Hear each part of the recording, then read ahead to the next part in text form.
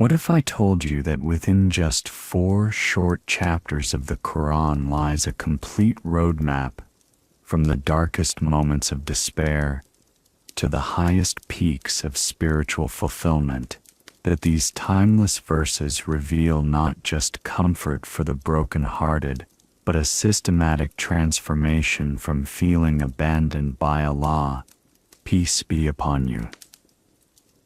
Before we begin, let us know in the comments where you are listening from around the world, so we can share this journey through the Qur'an together, to experiencing His infinite mercy, from carrying unbearable burdens to finding divine relief, from scarcity to abundance, and finally to achieving the purest form of faith that connects you directly to your Creator. Assalamu alaikum wa rahmatullahi wa barakatuh.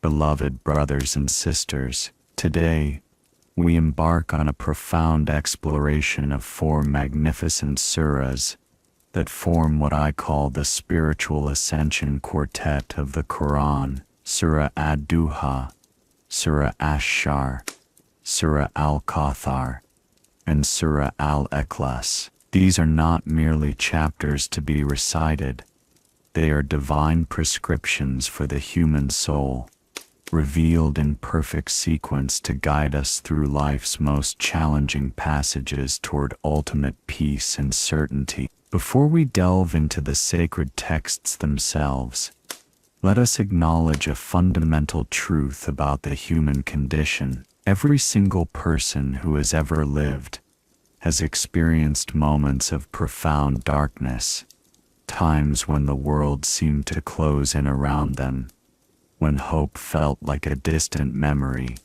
and when even Allah's presence seemed hidden behind veils of difficulty. These are not signs of weak faith.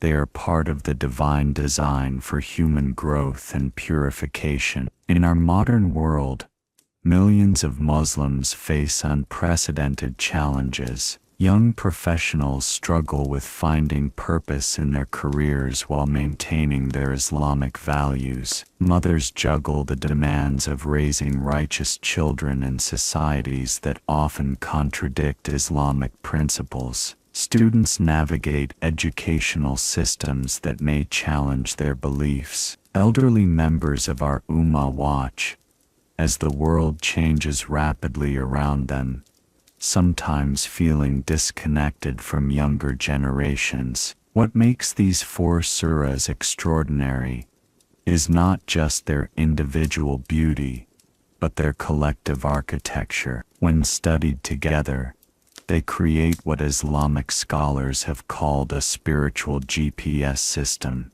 a divinely guided navigation through the geography of the human heart. Each surah addresses a specific spiritual state, while preparing the soul for the next level of understanding. Surah Ad-Duha speaks to the heart drowning in despair, offering the first rays of divine hope.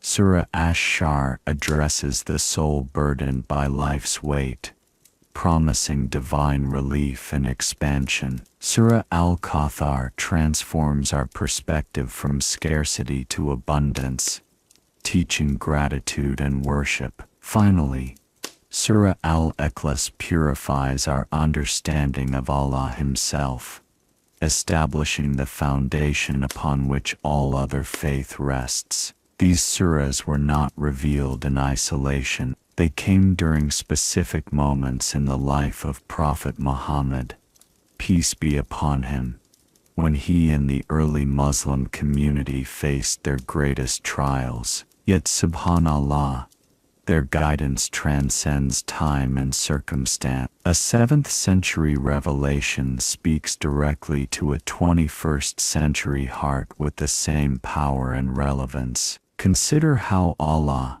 in His infinite wisdom, chose to preserve these exact words in this exact order, knowing that 14 centuries later, you would be sitting here, perhaps struggling with your own challenges, seeking guidance and peace. This is not coincidence. This is divine providence. Over the next 2 hours, we will not simply read translations or listen to beautiful recitations, though both will be part of our experience. Instead, we will undertake what the classical Islamic scholars called tadabbur, deep contemplation and reflection that transforms knowledge into wisdom, and wisdom into lived experience. We will explore each surah through multiple lenses: the historical circumstances of revelation, the linguistic miracles within the Arabic text,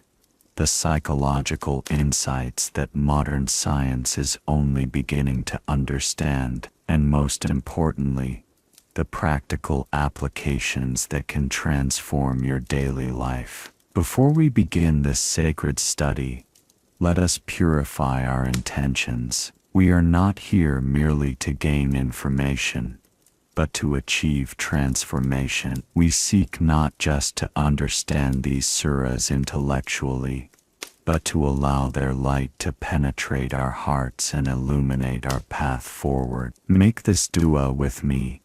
Allahumma ftah lana abwab rahmatika wa fadlika wa hina ala dikrika wa shukrika wa husni ibadatika. O Allah, open for us the doors of your mercy and grace, and help us in your remembrance, gratitude, and beautiful worship. By the time we complete this journey together, inshallah, you will have gained more than knowledge. You will have acquired a spiritual toolkit for life's most difficult moments. When despair visits your heart, you will know exactly where to turn. When burdens feel overwhelming, you will understand the divine mechanism of relief. When you forget life's blessings, you will have the key to unlock gratitude. And when your faith needs purification, you will possess the ultimate clarity about your relationship with Allah. This is not merely an academic exercise.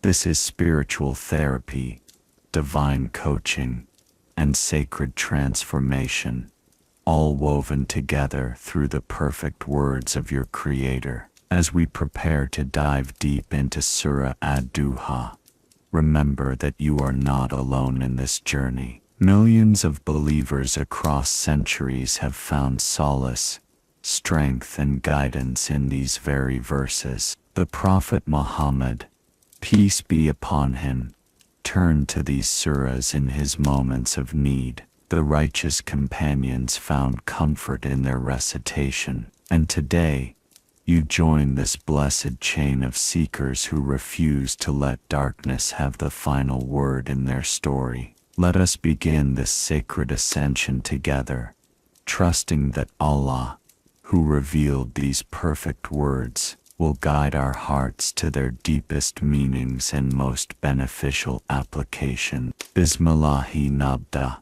In the name of Allah, we begin. To truly understand the profound impact of these 4 surahs, we must transport ourselves to 7th century Mecca, a bustling trading city nestled in the heart of the Arabian Peninsula. Picture the dusty streets filled with caravans from distant lands, the Kaaba surrounded by 360 idols, and a society built upon tribal loyalties, poetry competitions, and commercial success. Into this world came a message that would challenge everything they held sacred. The Prophet Muhammad, peace be upon him, had been receiving revelations for several years when these particular surahs were revealed. The initial period of his prophethood had been marked by both divine favor and human opposition. The early Muslims were a small persecuted minority,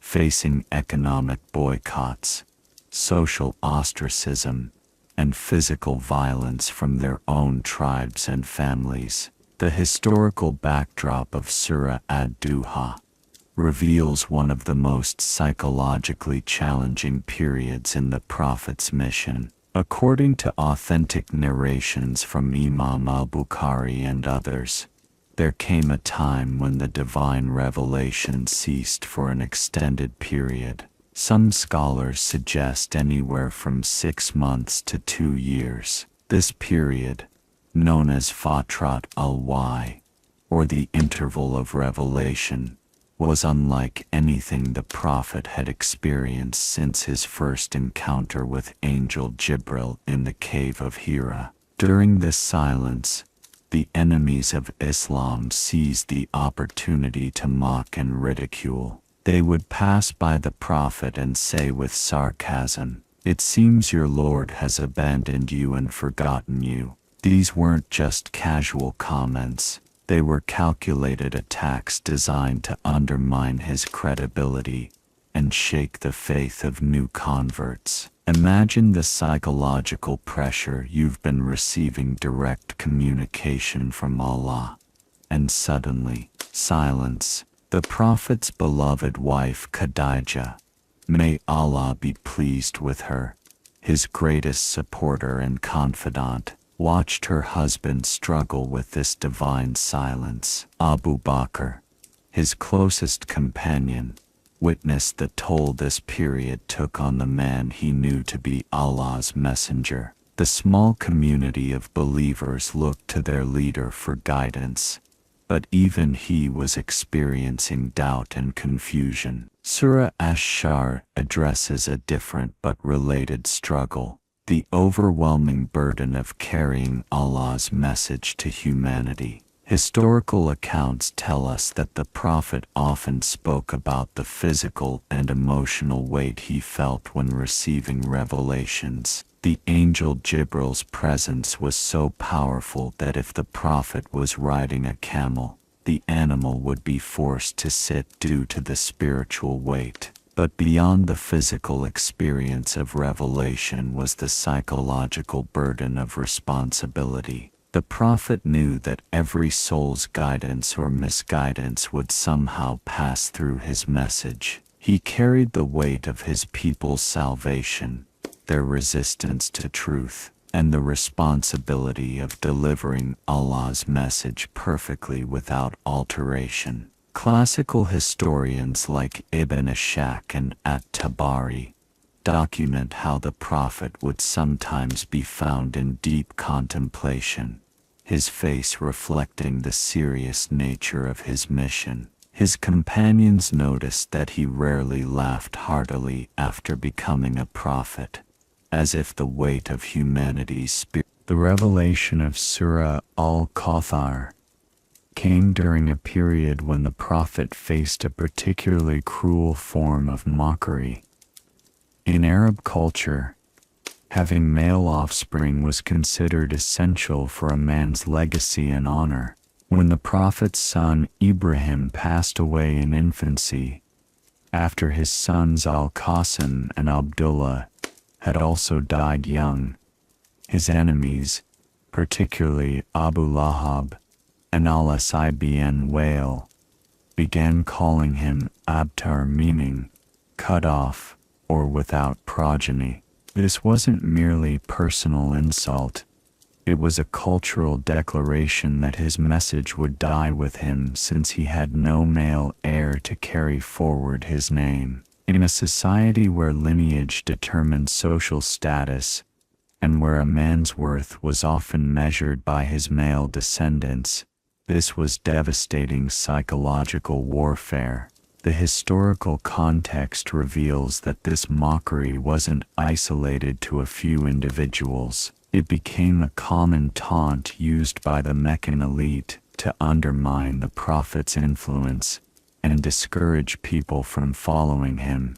They essentially argued, "Why follow a man whose lineage will end with him?" Surah Al-Ikhlas was revealed during intense theological debates between the early Muslims and various religious groups in and around Makkah. The Christians of Najran would visit Makkah for trade and engage in discussions about the nature of God, particularly regarding the Trinity and the divinity of Jesus, peace be upon him. Jewish tribes in the region had their own theological positions, and the pagan Arabs had developed complex pantheons of gods and goddesses. Historical records show that people would approach the prophet with sophisticated theological questions designed to test or trap him. They would ask, "Describe your Lord to us. What is he made of?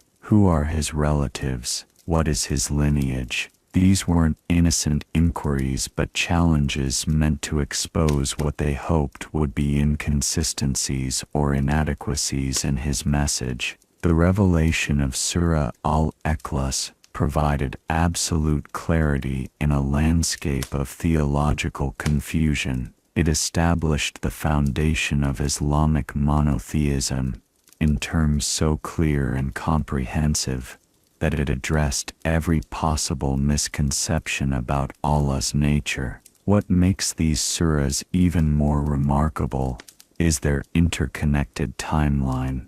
They weren't revealed randomly, but came at specific moments when the Muslim community needed precisely these messages, from the despair of divine silence to the burden of responsibility, from cultural mockery to theological confusion. Each surah addressed the exact spiritual and psychological needs of that moment. This historical context transforms our understanding from seeing these as isolated chapters to recognizing them as a divine response to the complete spectrum of human struggle in the path of faith. As we transition from understanding the historical backdrop to examining the first spiritual challenge these surahs address, we encounter one of the most profound and universal human experiences, the feeling of being abandoned by Allah.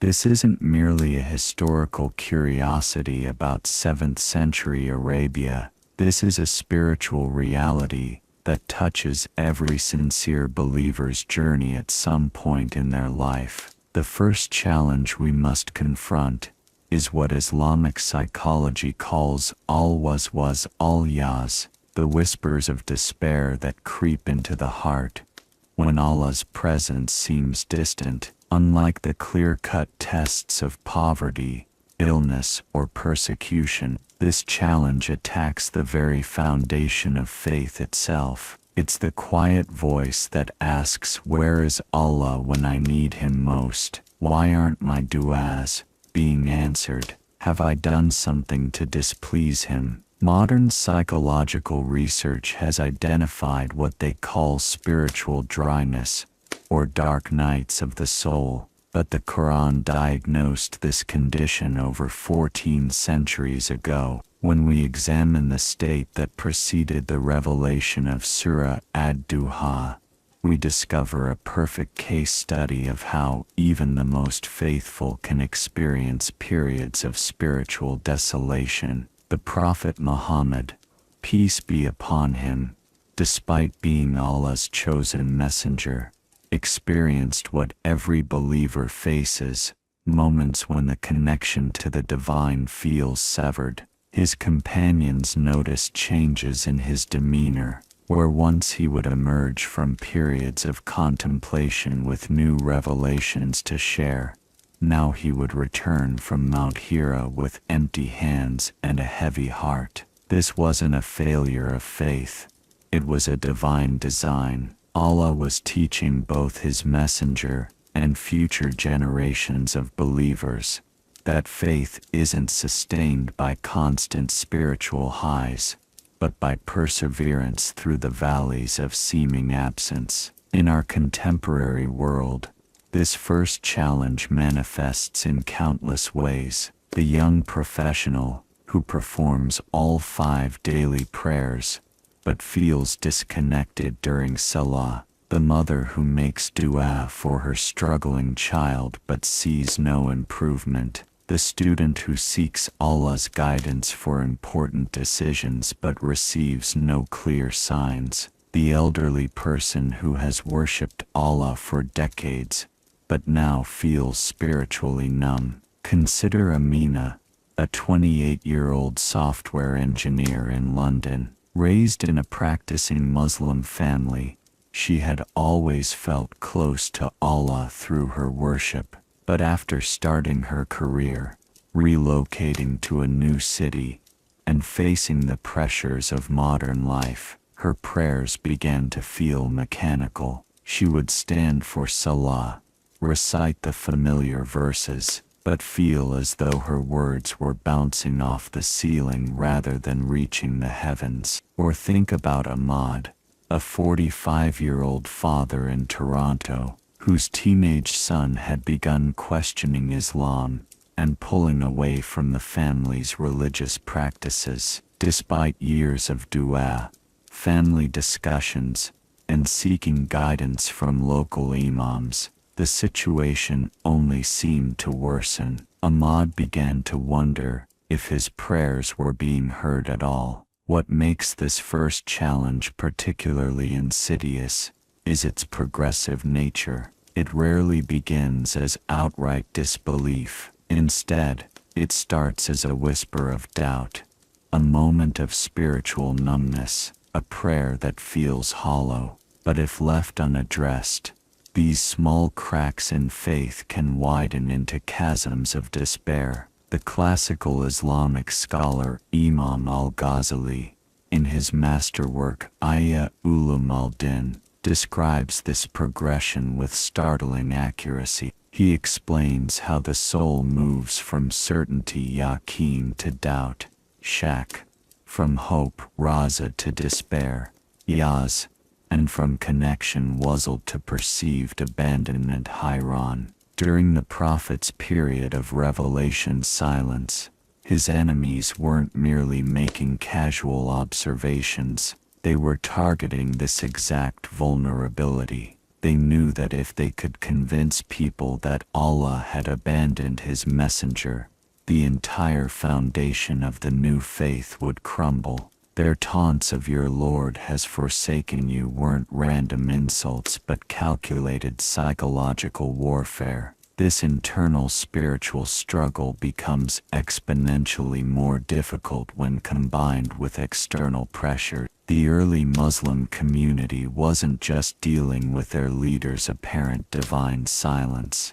They were simultaneously facing economic boycotts, social isolation, and physical persecution. Similarly, modern Muslims experiencing spiritual dryness often face additional challenges that compound their struggle. The practicing Muslim in a non-Muslim majority country may feel spiritually isolated, while also dealing with workplace discrimination or cultural prejudice. The new convert might experience family rejection, while simultaneously struggling with feeling distant from Allah. During this first challenge, specific questions begin to torment the believer's mind. If Allah truly loves me, why do I feel so alone? If my prayers matter, why do they seem unanswered? If I'm trying to be righteous,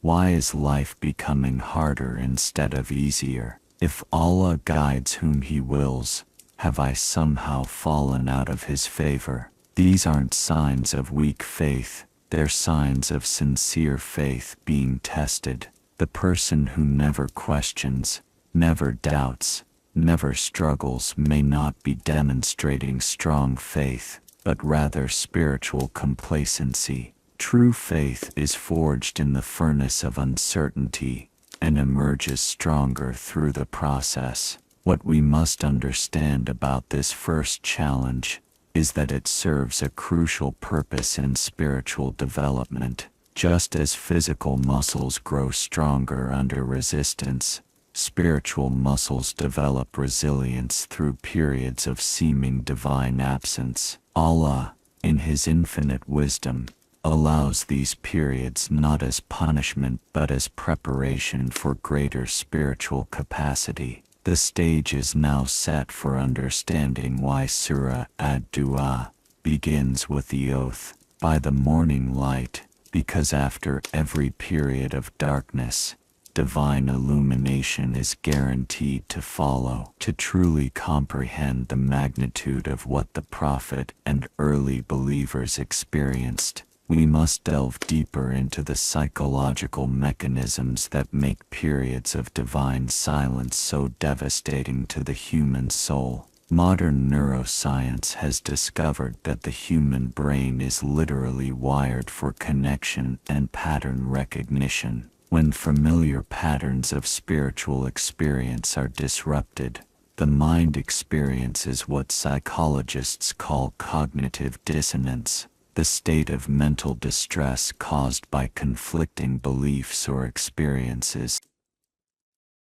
The Prophet Muhammad, peace be upon him, had established a pattern of regular divine communication.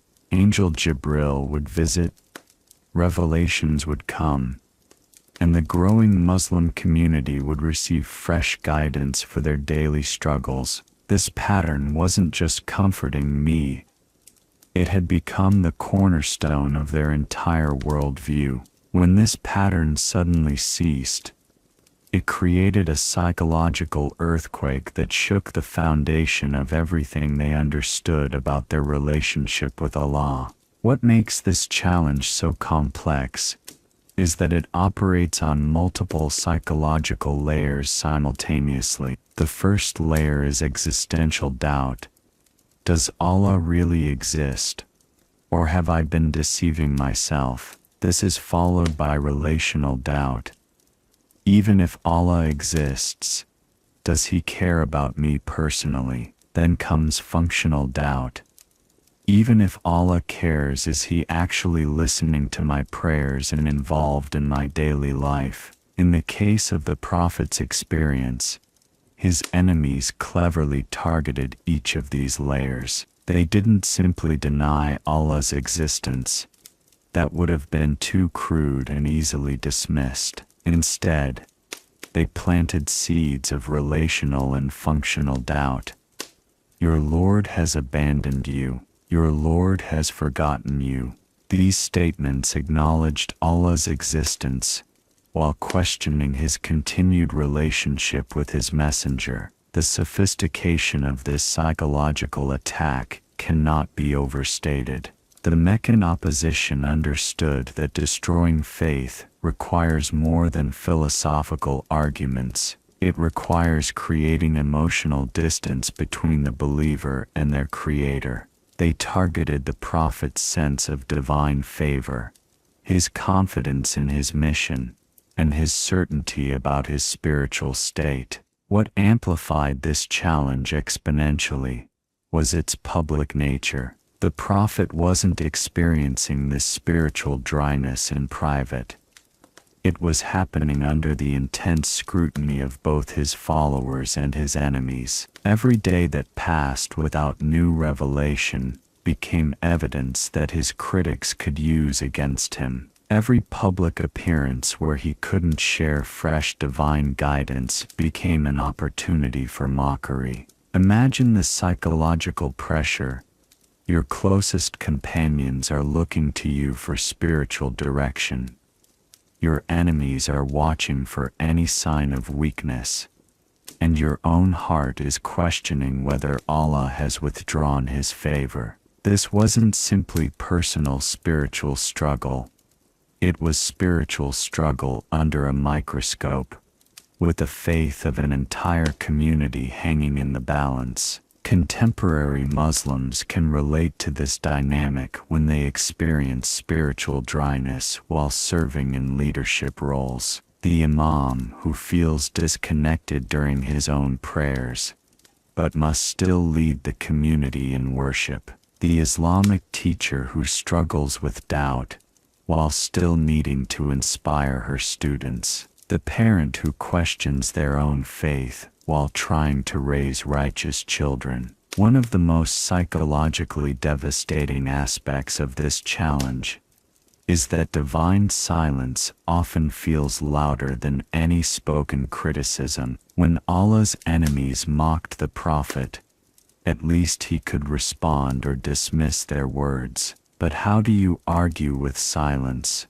How do you defend against absence? How do you fight an enemy that seems to be your own unanswered prayers? The classical scholars understood this phenomenon and developed specific terminology for it. They called it al-sukut al-sak, the thunderous silence. It's the kind of quiet that doesn't bring peace, but instead amplifies every doubt, every fear, every whisper of the nafs, lower self that questions the very foundations of faith. During the Prophet's period of revelation silence, this thunderous quiet would have been most intense during the times he was accustomed to receiving divine guidance. Picture him in the cave of Hira, in the same place where his prophetic mission began, waiting for Angel Jibril's familiar presence,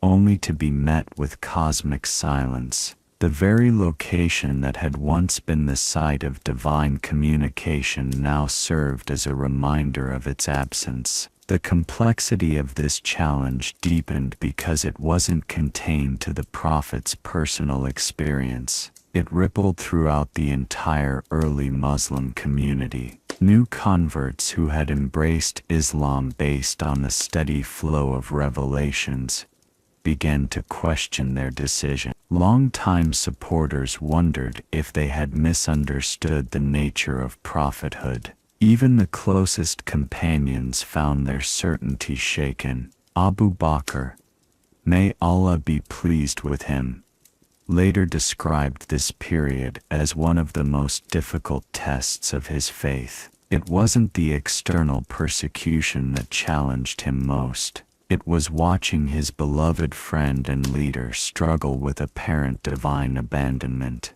The man who had been his source of spiritual strength now needed strength himself. This dynamic creates what psychologists call secondary trauma. When witnessing someone else's suffering creates suffering in the observer. The early Muslim community wasn't just dealing with their own spiritual questions.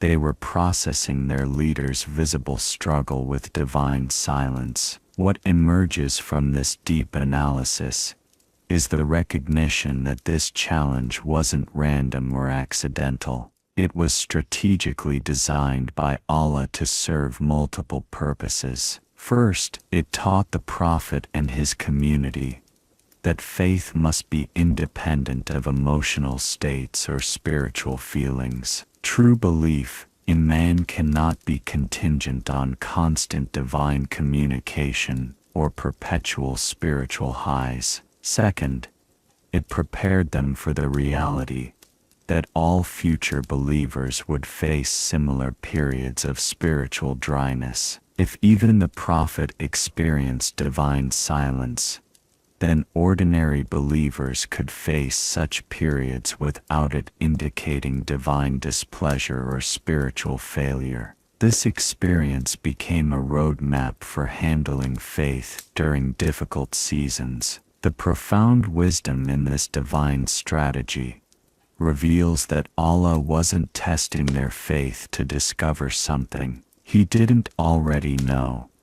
He was strengthening their faith for challenges they didn't yet know they would face. After examining the depths of spiritual crisis, we now witness one of the most beautiful demonstrations of Allah's mercy in the entire Qur'an. When the silence had stretched to its breaking point, when the mockery of enemies had reached its crescendo, and when even the most faithful hearts were beginning to waver, Allah responded not with rebuke for their doubt, but with the gentle warmth of Surah Ad-Duha. Wad-Duha, Wale Ida Saja, by the morning brightness, and by the night when it covers with darkness. These opening words weren't merely poetic, they were a divine prescription for hearts drowning in spiritual darkness. Allah began his response by invoking two of the most fundamental experiences of human existence, the cycle of light and darkness,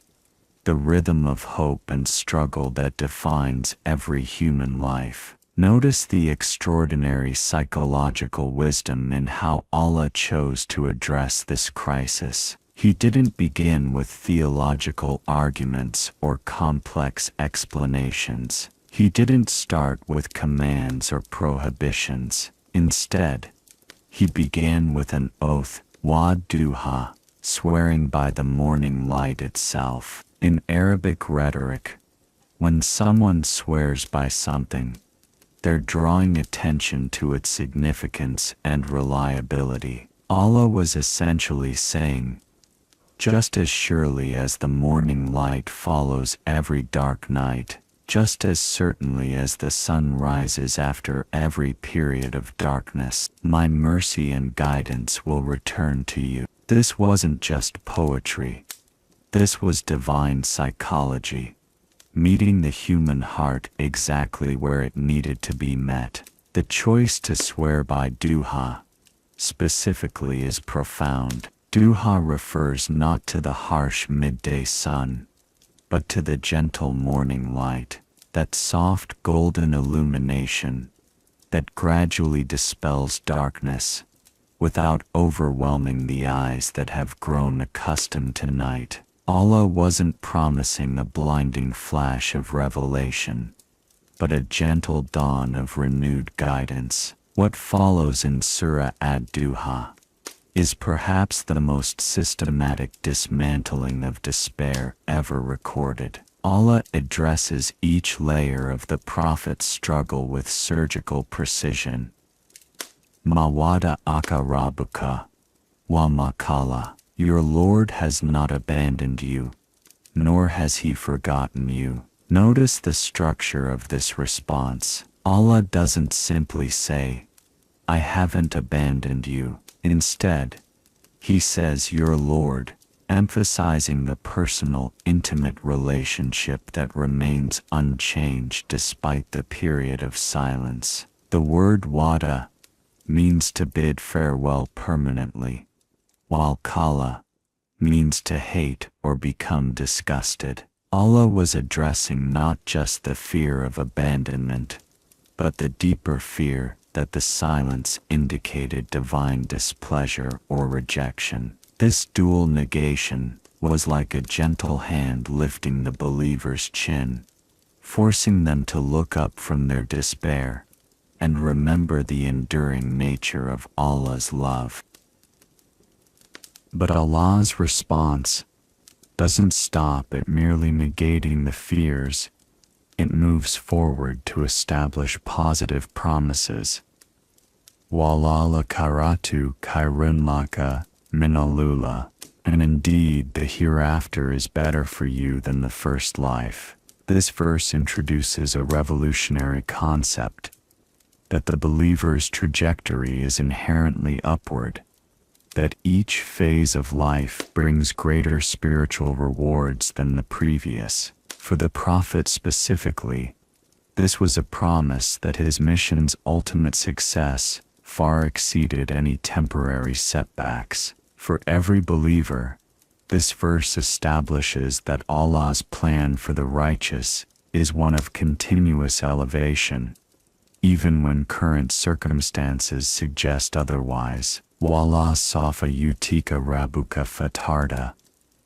He, near Lord, is going to give you, and you will be satisfied. The Arabic word safa indicates the future tense with certainty. Allah wasn't offering vague hope.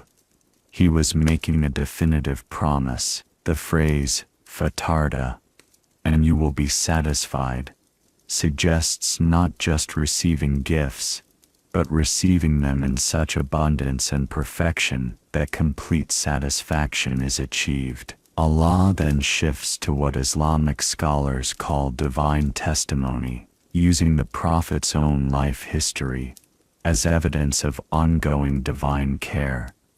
Alam yajidka yatimen falwa. Did he not find you an orphan and give you refuge? This rhetorical question is masterful in its psychological impact. Allah is essentially saying, Look at your own life story. When you were most vulnerable as an orphan child, did I not protect you? When you were lost and seeking truth, did I not guide you? When you were in need, did I not provide for you? So why would you think I would abandon you now? Each rhetorical question about being an orphan given refuge, being misguided then guided, being needy then enriched, serves as a historical proof of Allah's consistent care. This wasn't abstract theology, but concrete evidence drawn from the Prophet's lived experience. The surah concludes with perhaps the most psychologically sophisticated element of Allah's response. Fa'amma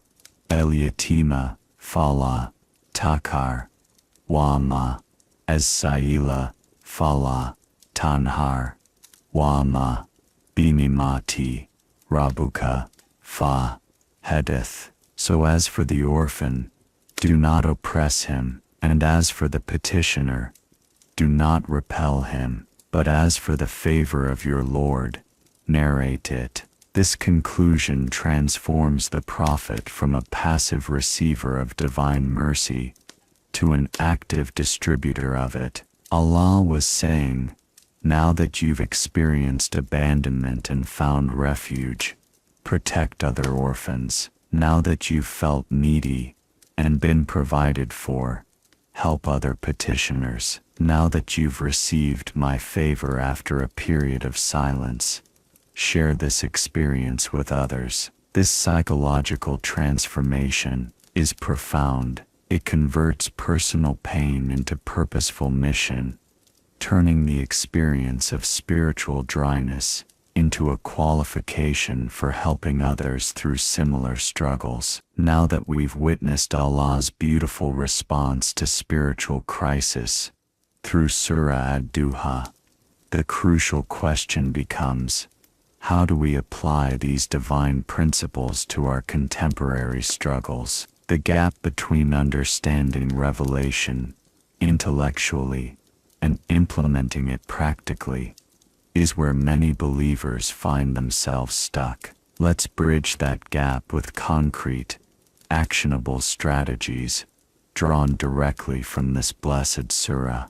The opening verse, Ad-Duha, teaches us about the power of natural cycles and divine timing. Create what we can call the Duha practice, a daily spiritual routine that mirrors the gentle progression from darkness to light that Allah swears by in this surah. Begin each day by acknowledging that yesterday's spiritual state doesn't determine today's potential. Just as the morning light consistently follows every night, regardless of how dark it was, Allah's mercy renews itself every dawn. Before checking your phone, before engaging with the world's demands, spend 5 minutes in the early morning light, or by a window, if outdoors isn't possible, reciting Surah Ad-Duha. Sister Fatima, a nurse in Birmingham,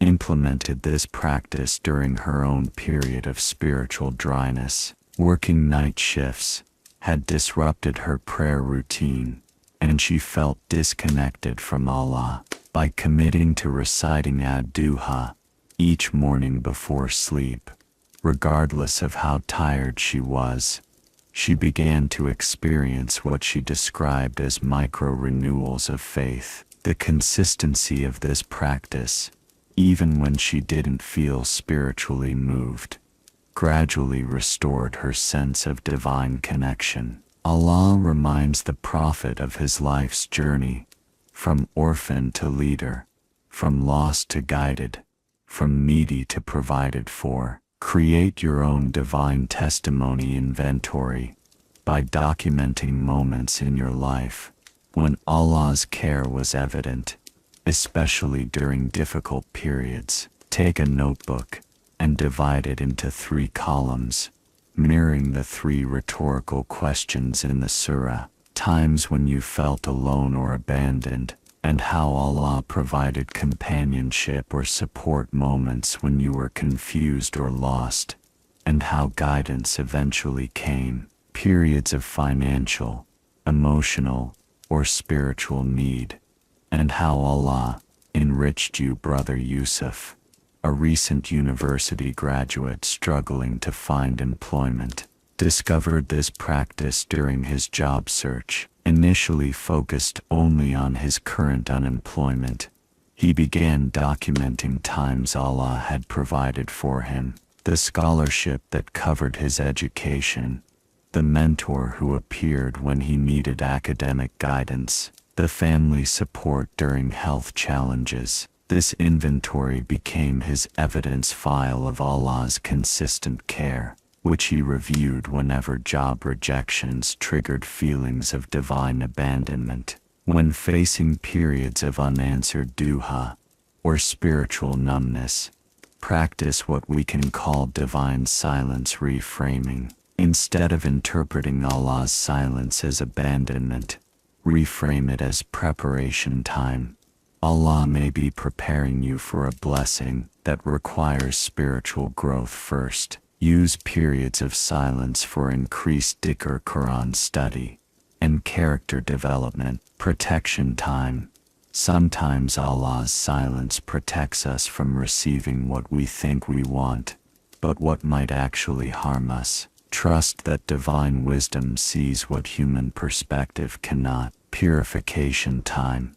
Periods without obvious divine communication can burn away spiritual pride and increase humility, preparing the heart for greater divine gifts. Aisha, a mother in Melbourne, whose duhas for her son's return to Islam seemed unanswered for years, applied this reframing. Instead of seeing Allah's silence as rejection of her prayers, she viewed it as preparation time, both for herself to become a better example and for her son to reach spiritual readiness. This shift from frustration to patience transformed her approach from desperate pleading to confident, consistent supplication. The surah's conclusion commands action.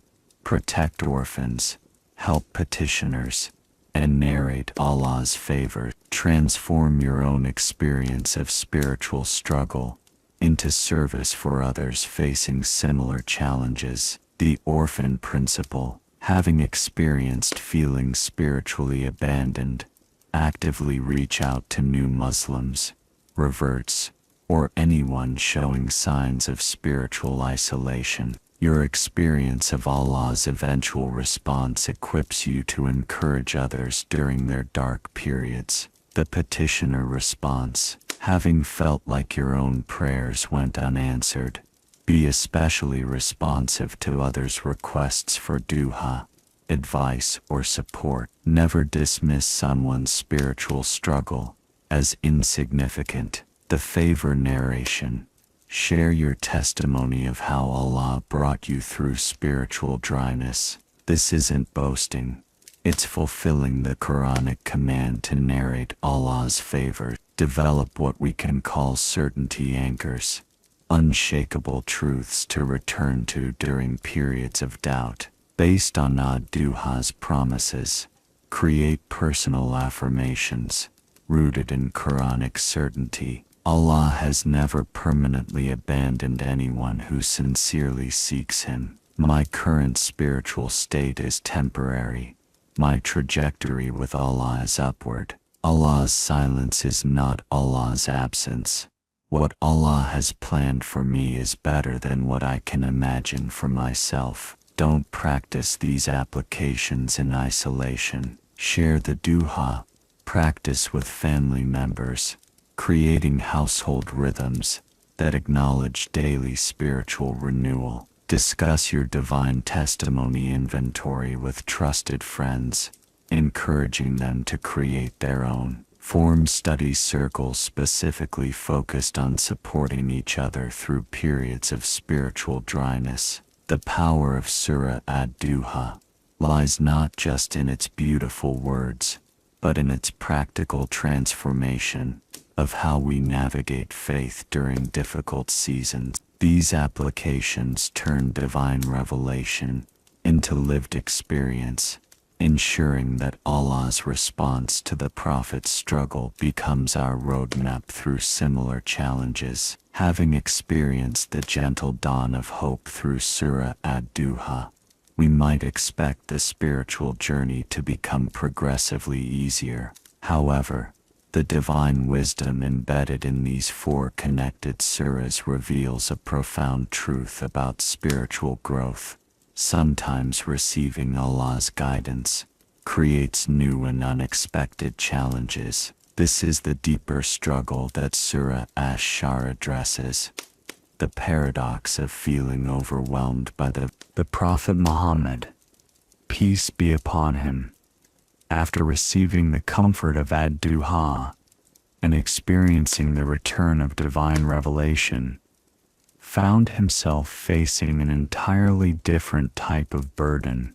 The weight of prophethood itself began to manifest in ways he had never anticipated. Each new revelation brought with it increased responsibility. Every verse revealed meant another trust from Allah to deliver perfectly to humanity. The growing Muslim community looked to him not just for spiritual guidance, but for solutions to their daily problems, their family conflicts, their business disputes, and their personal crises. This second challenge is perhaps more subtle, but equally devastating as the first. While the initial struggle of Ad-Duha was about feeling abandoned by Allah, the struggle addressed in Ash-Sharh is about feeling crushed by Allah's trust. It's the burden that comes with answered prayers, with increased responsibility, with spiritual elevation that demands greater sacrifice. Consider the psychological complexity of this position. You've prayed for Allah's guidance, and when it comes, you discover that divine guidance often means divine responsibility. You've asked for spiritual growth, and when Allah grants it, you realize that greater spiritual capacity means carrying heavier spiritual loads. You've sought closeness to Allah, and when He draws you near, you understand that proximity to the divine requires a level of purity and consistency that can feel overwhelming. Modern believers experience this phenomenon regularly. The sister who prays for leadership opportunities in her Islamic organization then feels overwhelmed when she's given responsibility for major community projects. The brother who seeks Islamic knowledge then feels the crushing weight of representing Islam correctly in every interaction. The parent who prays for righteous children then feels burdened by the constant vigilance required to raise them in an increasingly challenging environment. The historical circumstances surrounding Surah Ash-Sharh reveal the specific nature of this deeper struggle. As the Muslim community grew, so did the complexity of the Prophet's role. He was simultaneously a spiritual teacher, political leader, military commander, judge, mediator, husband, father, and friend. Each role demanded excellence, and the intersection of these responsibilities created what modern psychology would recognize as severe role strain. The companions began to notice changes in the Prophet's demeanor. Ibn Abbas, may Allah be pleased with him, reported that the Prophet would sometimes place his hand on his chest, as if feeling a physical weight there. Abu Huraira described seeing the Prophet's face flushed with exertion after receiving particularly weighty revelations. The physical manifestation of spiritual burden was becoming apparent to those closest to him. What made this burden even more complex was its sacred nature. This wasn't the kind of stress that one could simply delegate or abandon. When Allah entrusts someone with divine responsibility, Walking away isn't an option. The weight must be carried. The trust must be fulfilled. The message must be delivered, regardless of the personal cost. One of the most psychologically challenging aspects of this deeper struggle is its inherent isolation. The Prophet couldn't fully share this burden with anyone else, because no one else could truly understand its magnitude. His closest companions could offer support and encouragement, but they couldn't carry the weight of receiving direct divine revelation, or bear the responsibility of delivering Allah's message without alteration. This isolation within responsibility is something many modern Muslims can relate to, albeit on a smaller scale. The Imam who feels the weight of his community's spiritual well-being, the Islamic school principal who carries responsibility for hundreds of Muslim children's education, the Muslim convert who becomes their family's only source of Islamic knowledge, the business person who feels the pressure of representing Islam in professional settings. The burden becomes heavier when you realize that your actions don't just affect you, they impact entire communities, families, or future generations. Every decision carries weight beyond personal consequences. What many people don't realize is that spiritual burdens often manifest in physical symptoms. The Prophet described the revelation experience as extraordinarily heavy, so heavy that if he was riding a camel when revelation came, the animal would be forced to sit. His wife Aisha, may Allah be pleased with her, reported that she witnessed sweat pouring from his forehead, even on cold days when revelation descended. Contemporary believers often experience similar physical manifestations of spiritual burden. The tight chest feeling when contemplating the weight of Islamic responsibilities, the insomnia that comes from worrying about family members who have strayed from Islam, the physical exhaustion that follows intensive periods of dawah or community service, the shoulder tension that develops from carrying others' spiritual and emotional needs. This deeper struggle is intensified by the expectations of others. Once Allah elevates someone spiritually or grants them increased Islamic knowledge or responsibility, the community often expects perfection. Every mistake becomes magnified. Every human moment becomes scrutinized.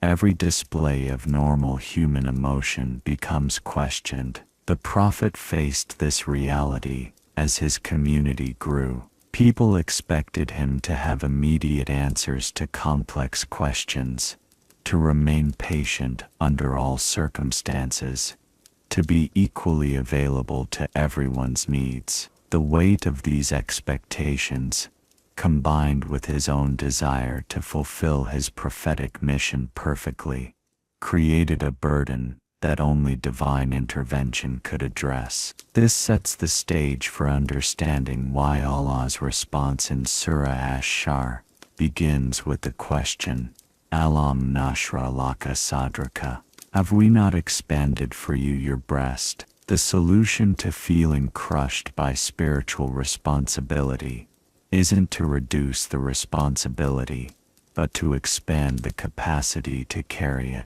When faced with the crushing weight of spiritual responsibility, human logic typically suggests one of two solutions: either reduce the burden or increase external support. However, Allah's response in Surah Ash-Sharh introduces a third, revolutionary approach: internal expansion. Alam nashrah laka sadraka, have we not expanded for you your breast? This question introduces us to a divine solution framework that transforms our understanding of how to handle overwhelming spiritual responsibility. The Arabic word sharh doesn't simply mean to expand or open. It carries the connotation of explanation, clarification, and making something clear and spacious. When Allah expands the chest's sadr, He's not just creating more physical or emotional capacity.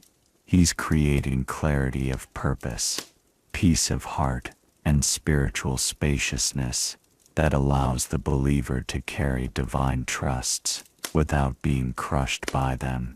This expansion is both mystical and practical. Mystically, it represents Allah's direct intervention in the believer's spiritual capacity. Practically, it manifests as increased wisdom, patience, perspective, and inner strength that enables the handling of responsibilities that would have previously felt impossible. Wawadana anka wizraka, aladi and kada, sadraka, new removed from you your burden, which had weighed upon your back. The framework continues with the concept of divine burden removal.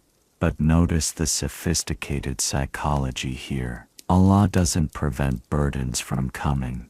He removes the ones that have already accumulated and threatens to break the believer's spiritual back. The word wizra refers not just to any burden, but specifically to the weight that comes from mistakes, regrets, and the accumulation of spiritual and emotional baggage. Ankada sadraka literally means broke your back, indicating that this wasn't just discomfort, but burden that had reached the breaking point. This removal process involves several components. Divine forgiveness. The weight of past mistakes and spiritual failures is lifted through Allah's mercy. The believer is freed from the paralyzing burden of perfectionism and the crushing weight of previous shortcomings. Perspective realignment. Allah removes the burden of feeling personally responsible for outcomes beyond human control. The Prophet was freed from the crushing weight of other spiritual choices, while maintaining responsibility for delivering the message clearly. Temporal reframing. The burden of immediate results is removed by expanding the believer's temporal perspective. Success is measured not by immediate outcomes, but by faithfulness to divine commands and trust in Allah's ultimate plan. Wawadana laka dikraka, and raised high for you your repute. The framework includes a profound mechanism for handling the psychological aspects of burden bearing. Allah elevates the believer's status and reputation as compensation for and protection against the challenges of carrying motivation maintenance. Knowing that Allah honors those who carry His trusts, provides ongoing motivation during difficult periods of service. Community support generation. As Allah elevates someone's status, He typically inspires others to support and assist them, creating natural networks of help. Legacy assurance. The fear that one's sacrifices will be forgotten or unappreciated is removed through divine promise of lasting positive reputation. For the Prophet specifically, this meant that his name would be honored until the end of time, mentioned in every adhan, every salah, and every shahada. For contemporary believers, it means that sincere service to Allah's cause will be recognized and honored in ways that transcend immediate circumstances. Inna ma al-usri yusra. Inna ma al-usri yusra. For indeed with hardship will be ease. Indeed, with hardship will be ease. This repetition isn't merely for emphasis. It establishes what we can call the reciprocal relief principle, a divine law that operates with the consistency of physical laws. The Arabic grammar is crucial here. Allah doesn't say after hardship comes ease, Baid al-usri yusra, but rather with hardship comes ease, Ma al-usri yusra. This indicates that relief doesn't necessarily follow difficulty chronologically. It often accompanies it simultaneously. This principle operates on multiple levels, simultaneous blessings. Even during periods of intense difficulty, Allah embeds elements of ease and blessing that can be recognized by the spiritually aware. Strength development. The very process of enduring hardship develops capacities and strengths that constitute a form of ease for future challenges. Community formation. Shared struggles often create bonds of brotherhood and support systems that provide relief even during ongoing difficulties. Spiritual elevation. Hardship endured for Allah's sake produces spiritual rewards and closeness to Him that transform the believer's experience of the difficulty itself. Aida farakata fansub wa ila rabbika fargab. So when you have finished your duties, then stand up for worship, and to your Lord direct your longing. The framework concludes with a practical protocol for managing the transition between different types of spiritual responsibility. The word farakata means to finish or complete, while fansab means to exert effort or labor intensively. Allah is establishing a rhythm: complete one set of duties, then immediately transition to focused worship, directing your ultimate longing toward Allah alone. This creates a sustainable cycle. Completion. Finish assigned tasks thoroughly, rather than leaving them partially done. Transition. Use worship as a bridge between different responsibilities, rather than allowing secular duties to flow directly into each other. Reorientation. Regularly redirect your deepest desires and longings toward Allah, preventing worldly responsibilities from becoming ultimate concerns. Renewal.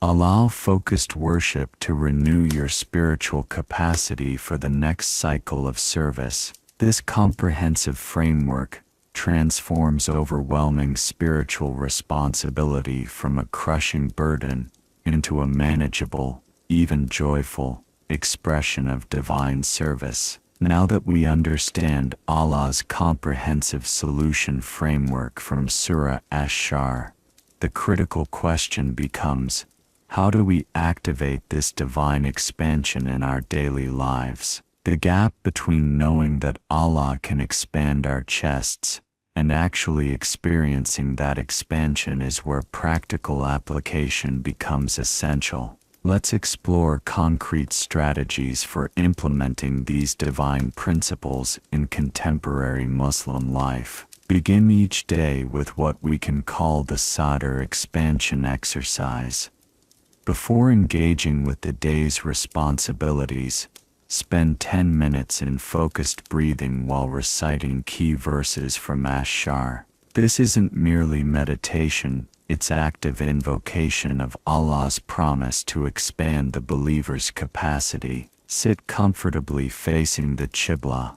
Place your right hand on your chest, and slowly recite, Alam Nashra Laka Sadraka, while taking deep intentional breaths. Visualize your chest physically and spiritually expanding to accommodate the day's challenges. With each breath, consciously surrender your anxieties about overwhelming responsibilities to Allah's promise of expansion. Dr. Ahmed, a pediatrician in Toronto, who felt crushed by the weight of treating seriously ill children while maintaining his Islamic principles in a secular medical system, implemented this practice. He found that beginning each shift with chest expansion exercises transformed his experience from feeling overwhelmed to feeling equipped.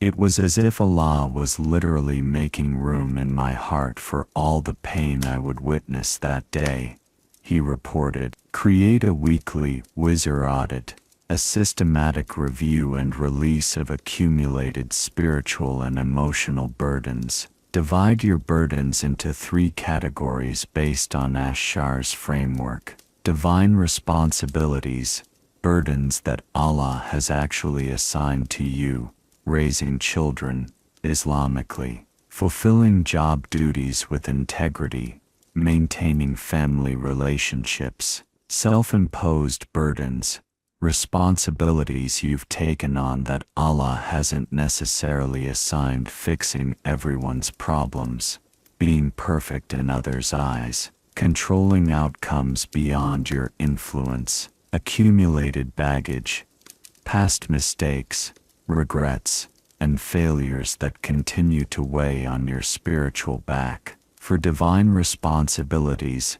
ask Allah for expansion and strength. For self-imposed burdens, practice releasing them through tawbah and revised expectations. For accumulated baggage, actively seek Allah's forgiveness and practice the art of spiritual decluttering. Sister Khadija, a mother of 4 in London, who felt overwhelmed by her children's Islamic education, discovered through this practice that much of her burden was self-imposed perfectionism rather than divine responsibility. She was trying to control her teenage children's every spiritual choice, rather than focusing on her actual role of providing guidance and good example. Develop what we can call Allah's awareness, the ability to recognize ease that accompanies hardship rather than waiting for ease to follow hardship.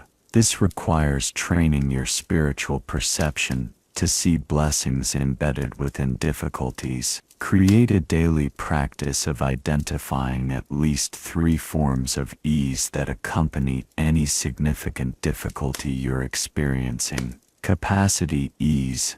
How has this difficulty increased your spiritual strength, patience, or wisdom? Community ease. What support, relationships, or bonds have developed because of this shared struggle? Clarity ease. How has this difficulty clarified your priorities, values, or understanding of what truly matters? Brother Malik, an imam in Manchester, whose community was dealing with financial struggles and declining attendance, applied this training during his mosque's most challenging period. He began recognizing that the financial pressure had brought the community closer together, forced them to prioritize essential programs over luxury amenities, and helped identify the most committed members who would form the foundation for future growth. Implement Allah's promise of Rafana Laka Dai Kraka by creating systems that ensure your service to Allah is remembered and honored appropriately. This isn't about seeking human praise, but about ensuring that good work is documented and can inspire others. Legacy documentation. Keep a journal of Islamic service, community contributions, and spiritual growth, not for pride, but as testimony to Allah's blessing and guidance for future generations. Story sharing. When appropriate, share how Allah has honored your sincere efforts, inspiring others to engage in similar service. Recognition, gratitude. When Allah elevates your status or reputation through service, receive it as divine blessing rather than personal achievement, and use increased influence for greater service. Practice the Farah Nasber Ragab cycle, the rhythm of completion, worship transition, and reorientation that Ash-Sharh prescribes. This creates sustainable patterns for handling multiple responsibilities without spiritual burnout. Completion consciousness. End each task or responsibility with conscious recognition that it's finished, rather than carrying mental residue into the next activity. Worship bridging. Use brief moments of dhikr dua or Qur'an recitation as bridges between different types of work, preventing secular responsibilities from overwhelming spiritual awareness. Heart reorientation. Regularly redirect your deepest longings toward Allah, especially after completing significant worldly tasks that might tempt you toward pride or attachment. Don't implement these practices in isolation. Create sadr expansion groups with other Muslims facing similar burdens. Meet monthly to share burden inventories. Celebrate recognized ease within hardship, and support each other's spiritual expansion journey. Develop family rhythms around these practices. Teaching children early that feeling overwhelmed is a signal to seek Allah's expansion rather than to panic or give up. Create household du'as, specifically focused on asking Allah to expand everyone's capacity for their assigned responsibilities. The profound promise of Surah Ash-Sharh is that overwhelming responsibility need not remain overwhelming. Through systematic application of divine principles, what once felt impossible becomes not just manageable, but a source of spiritual joy and growth. Having journeyed through the valley of spiritual abandonment and climbed the mountain of overwhelming responsibility, we now arrive at perhaps the most subtle yet transformative challenge in the believer's spiritual evolution. This is the challenge addressed by Surah Al-Kawthar, the recognition and proper response to divine abundance when it finally arrives. Paradoxically, receiving Allah's blessings after periods of struggle can create its own unique spiritual crisis. The historical context of Al-Kawthar reveals this challenge with striking clarity. After years of persecution, mockery, and struggle, the Muslim community was beginning to experience success. New converts were joining daily, military victories were securing their position, and the Prophet's influence was expanding throughout Arabia. Yet with this divine favor came a new and unexpected test: how to maintain spiritual humility and proper relationship with Allah when everything seemed to be going well. The challenge of abundance is fundamentally different from the challenges of abandonment or overwhelm. When we're struggling, our need for Allah feels obvious and urgent. When we're overwhelmed, our dependence on divine help is undeniable. But when blessings flow abundantly, when prayers are answered, when success comes easily, the human heart faces the dangerous temptation of spiritual complacency, or even worse, attributing success to personal effort rather than divine grace. Modern psychological research has identified what they call hedonic adaptation, the tendency for humans to quickly return to baseline happiness levels, despite positive or negative events. In spiritual terms, this manifests as blessing blindness, the inability to maintain awareness of Allah's favor once it becomes familiar or routine.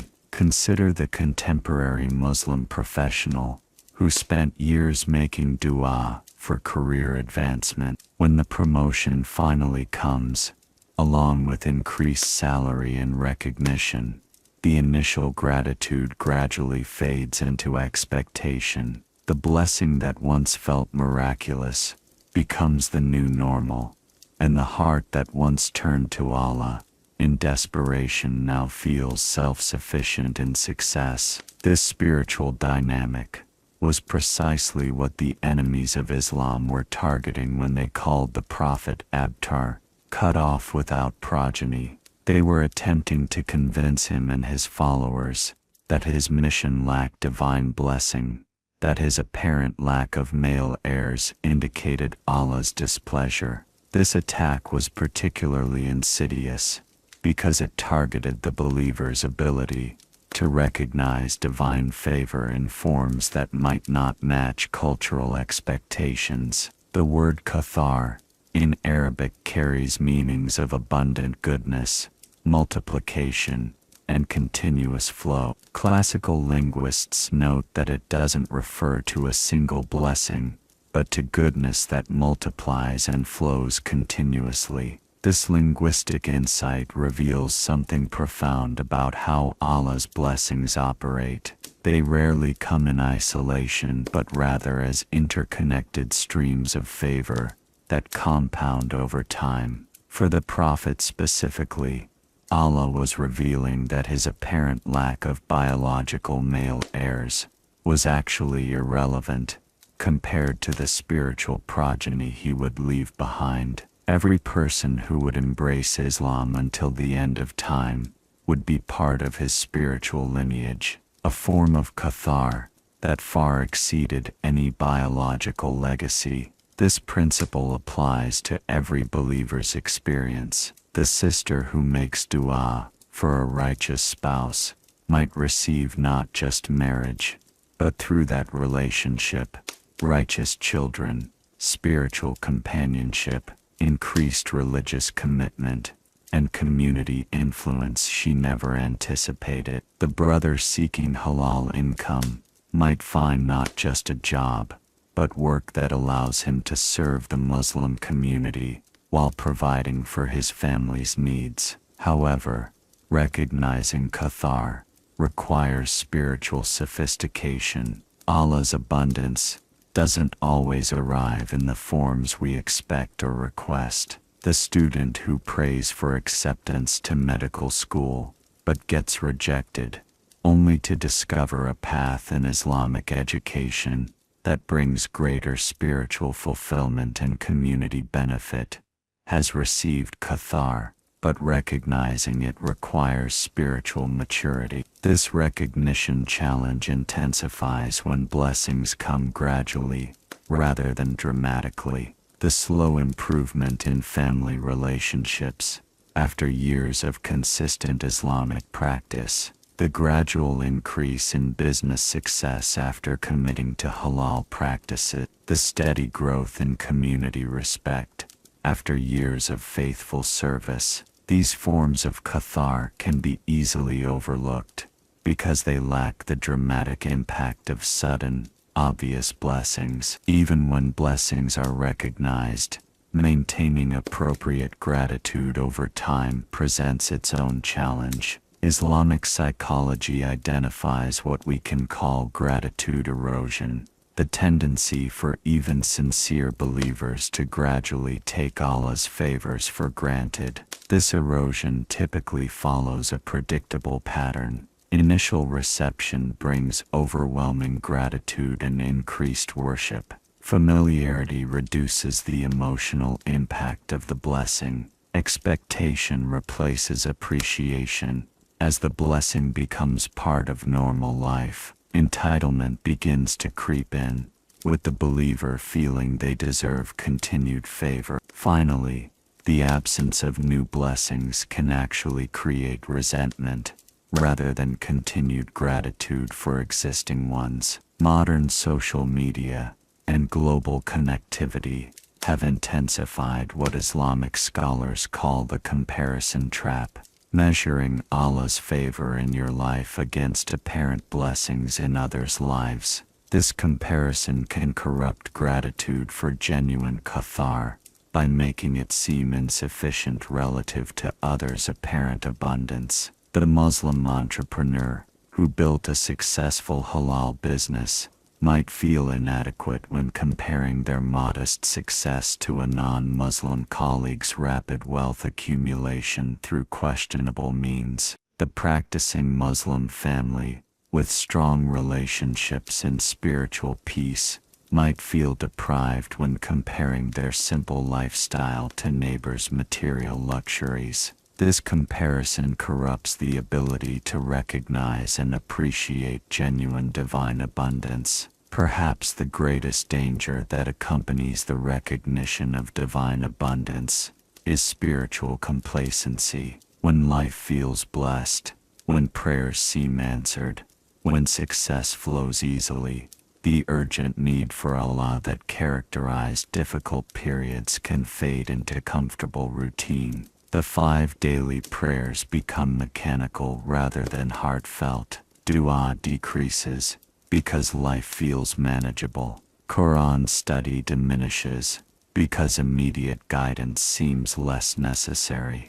This complacency represents a spiritual crisis, as serious as the abandonment and overwhelm addressed in the previous surahs, but its subtlety makes it more dangerous. The believer experiencing spiritual complacency might not even recognize the problem until a crisis forces them to confront how distant their heart has become from Allah despite His continued blessings. When faced with the spiritual dangers that accompany divine abundance, Allah's response in Surah Al-Kawthar is remarkably concise yet comprehensive. In just 3 verses, Allah provides a complete framework for not only recognizing divine favor, but transforming that recognition into sustained spiritual action that deepens rather than diminishes our relationship with Him.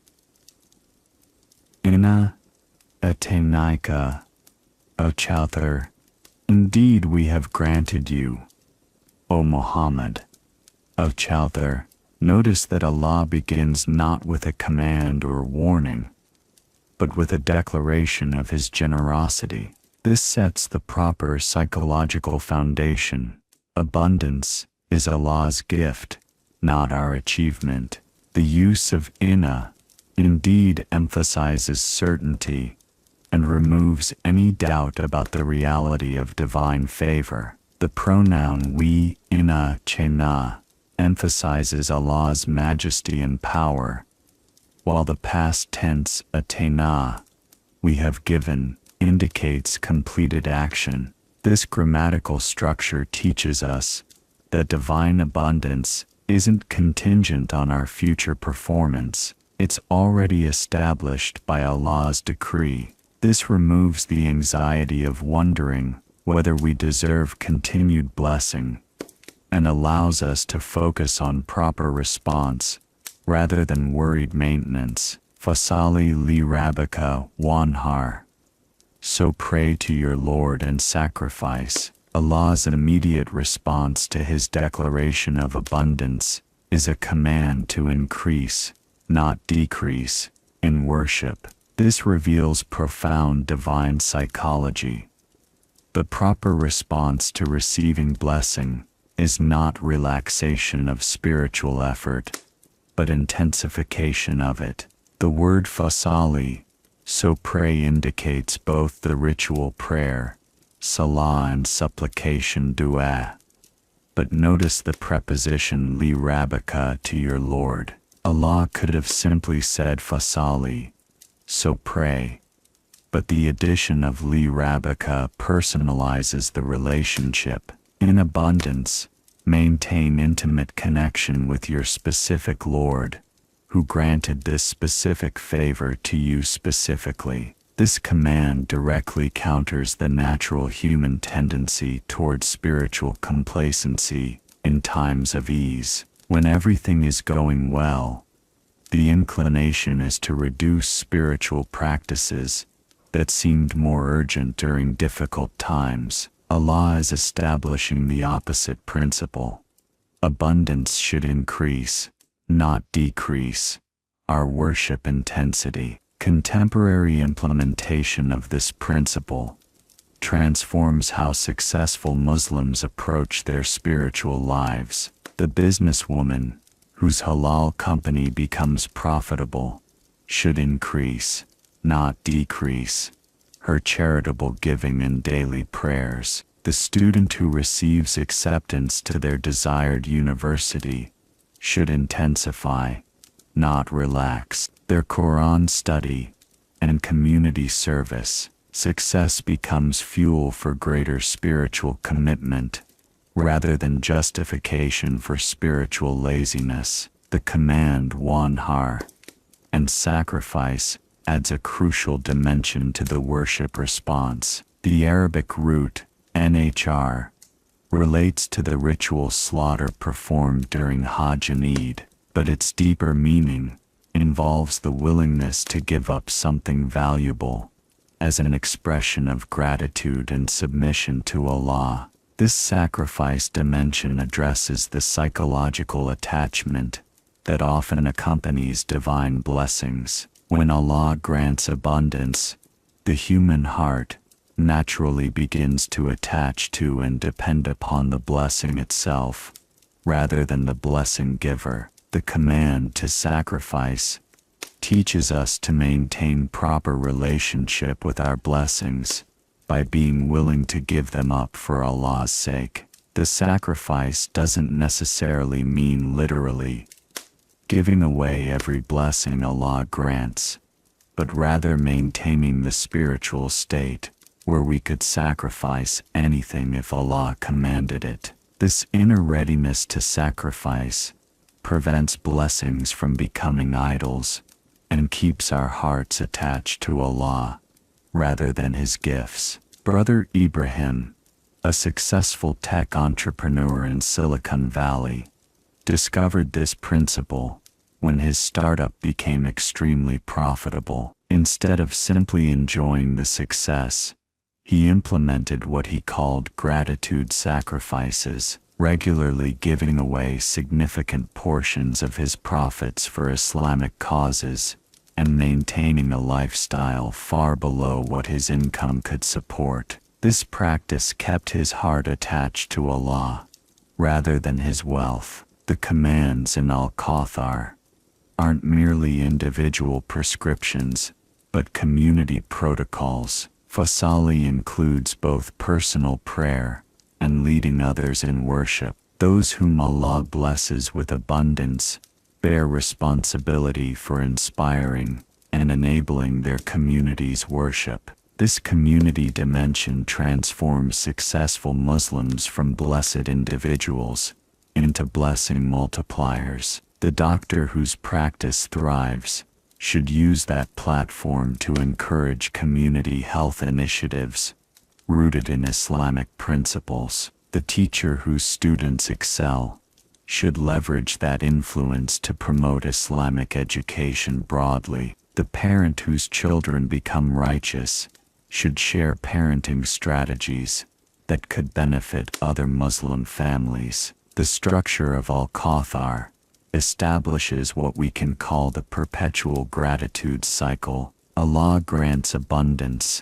We respond with increased worship and sacrifice, which purifies our hearts and demonstrates worthiness for continued blessing, which leads to further abundance, which should prompt even greater worship and sacrifice. This cycle prevents both spiritual complacency and blessing erosion. Each level of divine favor becomes a platform for greater spiritual commitment, rather than an excuse for reduced effort. The believer moves from strength to strength, from blessing to blessing, but always with increased, rather than decreased consciousness of Allah. The surah concludes with Inna Shani'aka Huwa al-Abtar. Indeed, your enemy, he is the one cut off. This verse reveals that proper response to abundance actually protects the believer from the spiritual consequences of others' envy and opposition. When we respond to Allah's blessings with increased worship and sacrifice,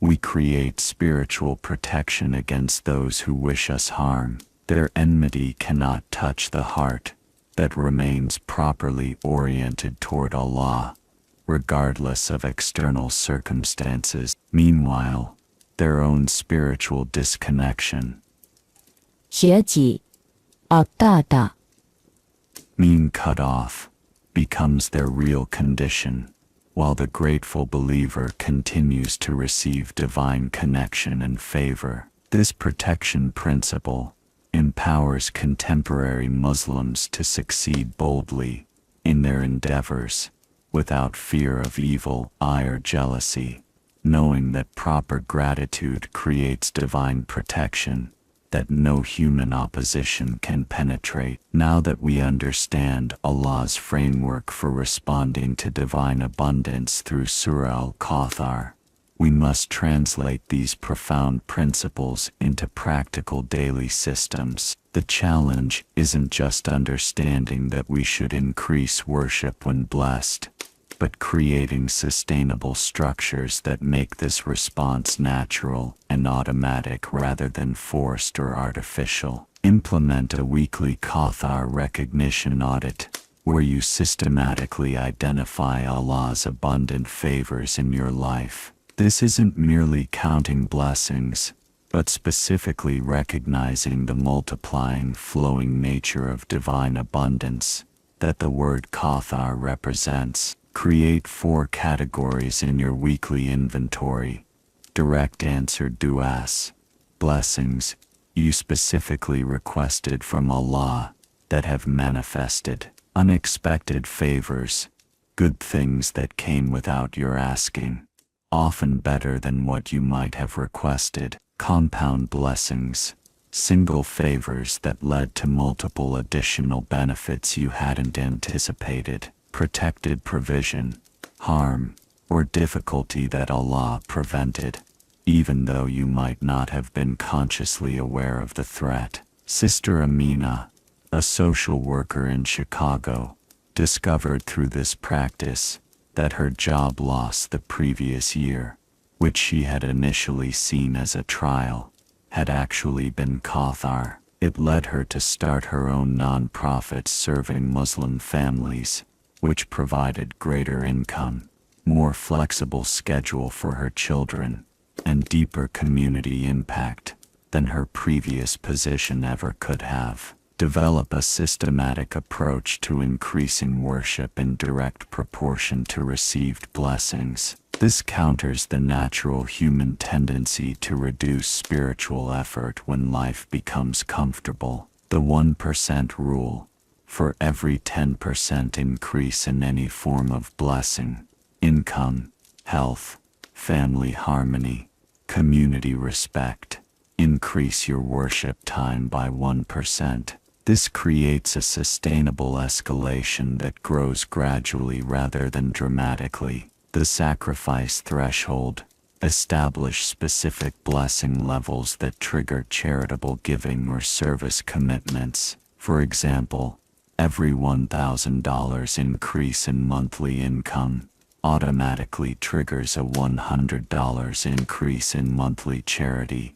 The worship multiplication: when receiving major blessings, double your voluntary worship for 40 days. If you normally pray 2 rakas of tahajjud, make it 4. If you read 1 page of Qur'an daily, make it 2 pages. Brother Yusuf, a contractor in Detroit, whose business tripled in 1 year, implemented this protocol by establishing what he called blessing benchmarks. Each significant new contract triggered increased charitable giving, additional family Quran study time, and sponsorship of community Islamic programs. This prevented his financial success from leading to spiritual complacency. Transform personal abundance into community elevation through systematic sharing of both resources and spiritual practices. This implements the principle that individual Kawthar should become communal Kawthar. Knowledge transfer: for every new skill or insight Allah grants you, commit to teaching it to at least 3 other Muslims within 90 days. Resource circulation: establish automatic systems where increases in your provision trigger increases in community support. Use percentage-based giving rather than fixed amounts, so your charity grows with your blessings. Opportunity sharing: when Allah opens doors of opportunity for you, actively create similar opportunities for others in your community. Prayer network development: use your increased spiritual confidence from answered prayers to lead prayer, and dua groups for community members facing challenges you've previously overcome. Create practices that maintain proper relationship with blessings, grateful enjoyment, without psychological dependence. This implements the one-har sacrifice principle by maintaining inner readiness to release anything Allah has given. Regular voluntary sacrifice, monthly practice of temporarily giving up halal pleasures, luxury foods, entertainment, comfortable conveniences, to maintain inner detachment, and remember those with less. Blessing rotation. Periodically change your lifestyle in ways that don't reduce gratitude, but prevent over-attachment. The family with multiple cars, occasionally walking or using public transportation. The homeowner occasionally staying in simpler accommodations when traveling. Reality check immersion. Regularly spend time with Muslims facing challenges. You've been protected from minus. Not to feel superior, but to maintain perspective on your blessed state and motivation for continued gratitude. Implement the principle that proper response to abundance creates spiritual protection against envy, evil eye, and opposition. This transforms success from a source of anxiety into a source of confidence. Public gratitude. When discussing your successes, always frame them explicitly as Allah's favor, rather than personal achievement. Alhamdulillah. Allah has blessed our business rather than we've built a successful company. Blessing attribution. In both private reflection and public discussion, consistently attribute every form of success to specific divine favor, naming Allah as the source. Community investment. Use increased influence or resources to solve community problems, making your success beneficial to others rather than a source of envy. Dua leadership.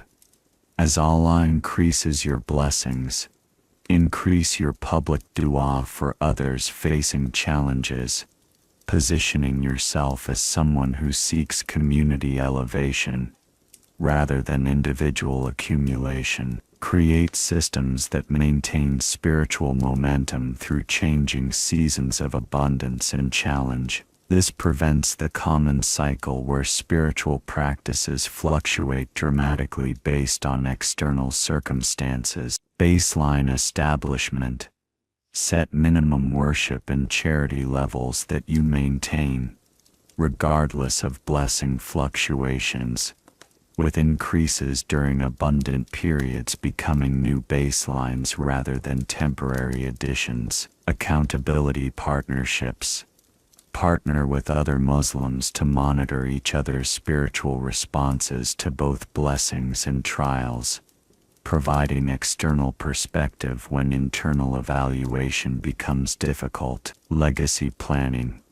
Consider how your current response to Allah's abundance will impact your family's spiritual development and community's long-term benefit, making decisions that honor both present gratitude and future generations. Through systematic implementation of these practices, the dangerous spiritual complacency that often accompanies divine abundance is transformed into deeper spiritual commitment and greater community benefit. Having journeyed through the valleys of abandonment, the mountains of overwhelming responsibility, and the plateaus of divine abundance, we now arrive at the ultimate synthesis that Surah Al-Ikhlas provides. This final surah doesn't present another stage in the spiritual journey. Instead, it reveals the fundamental reality that underlies and unifies every stage we've experienced. Al-Ikhlas is both the destination and the starting point, the answer to every spiritual crisis, and the foundation that prevents future ones. The placement of Al-Ikhlas as our final exploration isn't accidental. After experiencing the emotional and spiritual dynamics addressed in the previous 3 surahs, the believer is now prepared to understand the pure, undiluted truth about Allah's nature that could have seemed abstract or irrelevant during periods of intense struggle. But having wrestled with feelings of abandonment, overwhelm, and the challenges of abundance, the soul is now ready to grasp why understanding Allah's absolute unity and uniqueness is the ultimate solution to every spiritual crisis. Qul huwa Allahu ahad. Say, He is Allah, the One.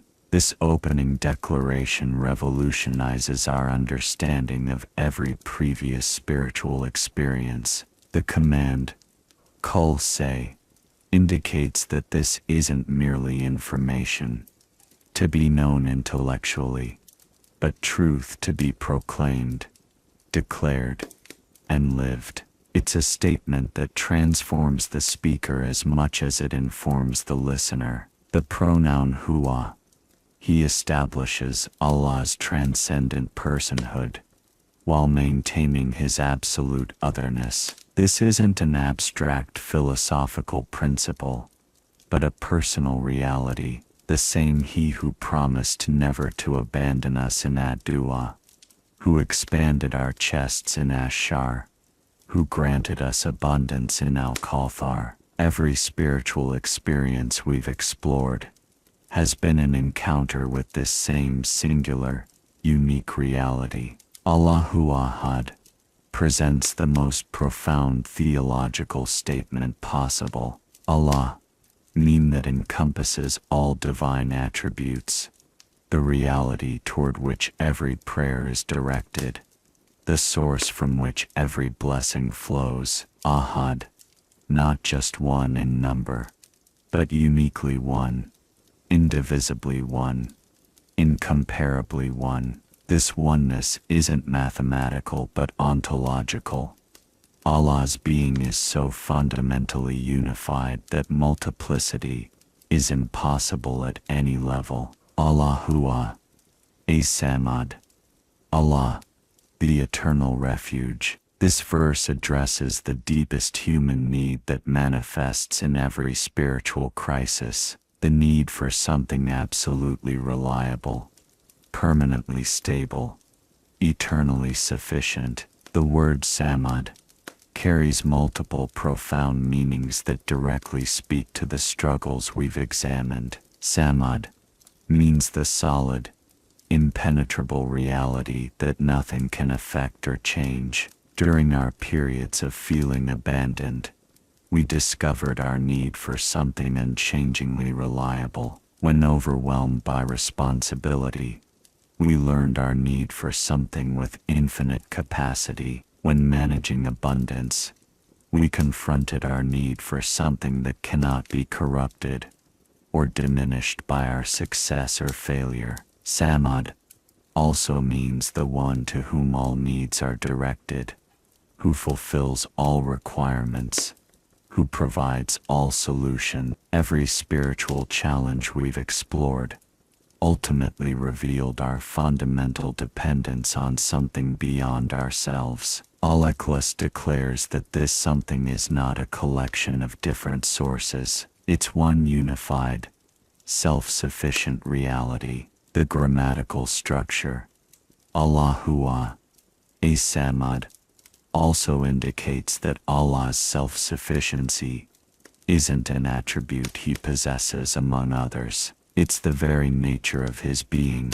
This self-sufficiency is what enabled His responses in every previous surah. He could comfort the abandoned because His love doesn't depend on circumstances. He could expand chests for the overwhelmed because His capacity is infinite. He could grant abundance to the grateful because His provision never diminishes. Lam yalid wa lam yulad. He neither begets nor is begotten.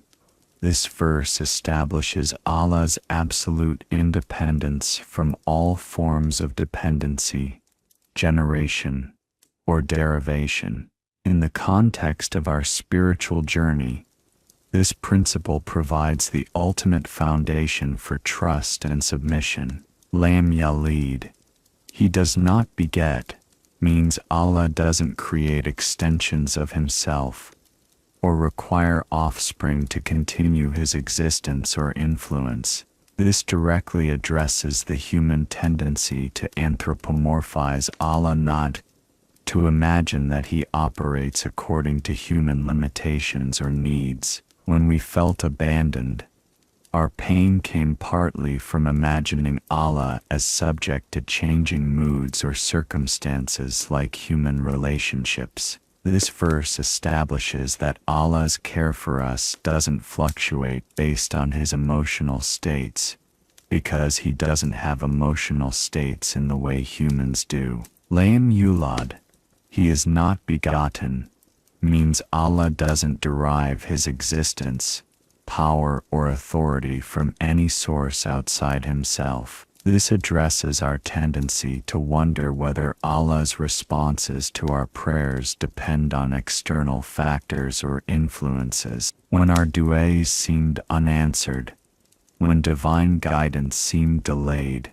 part of our struggle came from imagining that Allah might be constrained by forces beyond his control. This verse establishes that absolutely nothing limits or influences Allah's decisions regarding our lives. Walam yakun lahu kufuwan ahad, nor is there to him any equivalent. This final verse provides the ultimate perspective on every spiritual experience by establishing Allah's absolute incomparability. Nothing in creation can serve as an adequate comparison for understanding Allah's nature or predicting his actions. This incomparability principle transforms our approach to every spiritual challenge. During abandonment, we suffered partly because we compared Allah to human relationships that do involve actual abandonment. During overwhelm,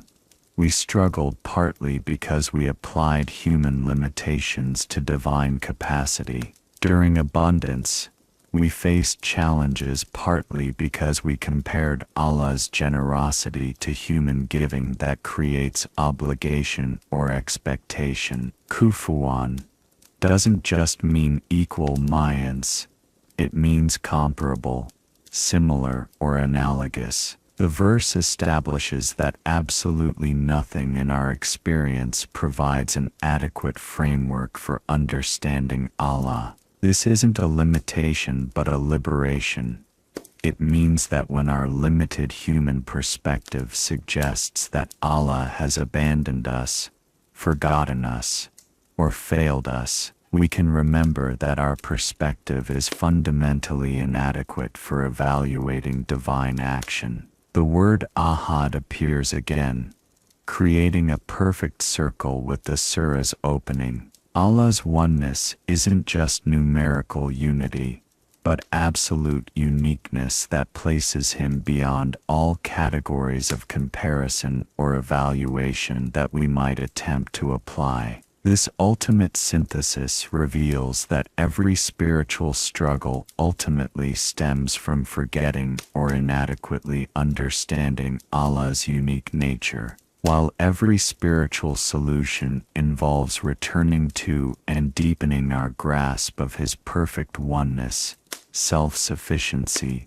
independence, and incomparability. Understanding Allah's perfect nature through Allah's intellectually is only the beginning. The true transformation occurs when this understanding becomes the lens through which we experience every aspect of life. Complete integration means that the four spiritual principles we've explored don't remain separate responses to isolated crises, but become facets of a unified approach to existence, rooted in pure monotheism. When we truly internalize Kol Huwa Allahu Ahad, our response to feeling abandoned fundamentally changes. Instead of questioning whether Allah cares about us personally, we remember that the one who created and sustains the universe with perfect knowledge and power is the same, one intimately involved in our individual circumstances. The feeling of abandonment doesn't disappear immediately,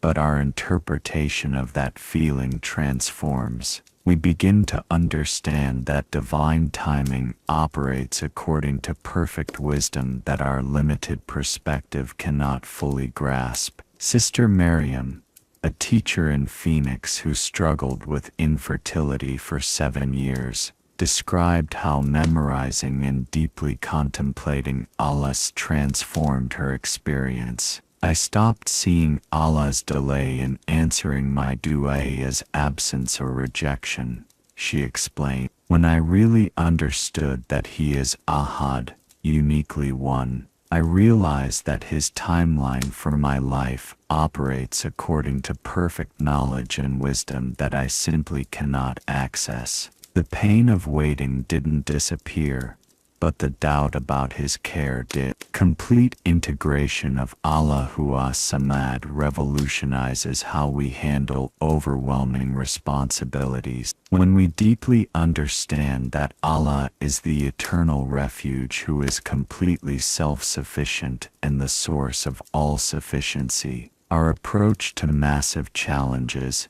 shifts from panic to methodical reliance. We stop trying to manage everything from our limited human capacity and start systematically drawing upon infinite divine resources. This doesn't mean passive waiting for divine intervention, but active engagement rooted in understanding that our efforts are channels for divine action rather than the ultimate source of results. Brother Khalid, an emergency room physician in New York during the peak of the COVID-19 pandemic, implemented this integration during the most overwhelming period of his career. Every shift felt impossible.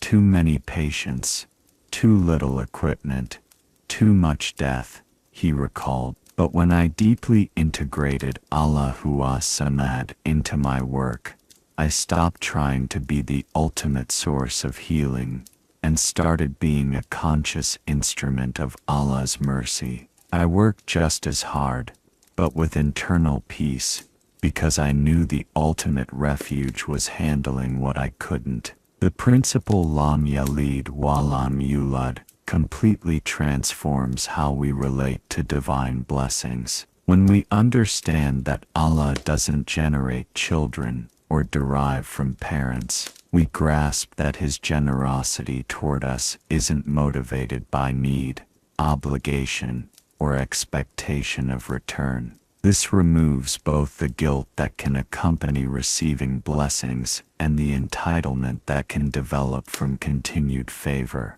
Dr. Fatima, a successful surgeon in Toronto, whose practice grew exponentially, described how this understanding changed her relationship with success. I used to feel guilty about my financial blessings, as if I didn't deserve them, or worried that Allah would take them away if I made mistakes. Understanding that Allah's giving doesn't stem from need or create obligation liberated me to receive His blessings with pure gratitude and use them confidently for beneficial purposes. This integration also prevents the spiritual complacency that often accompanies sustained blessings. When we understand that Allah's generosity is an expression of His independent nature rather than a response to our performance, we maintain humility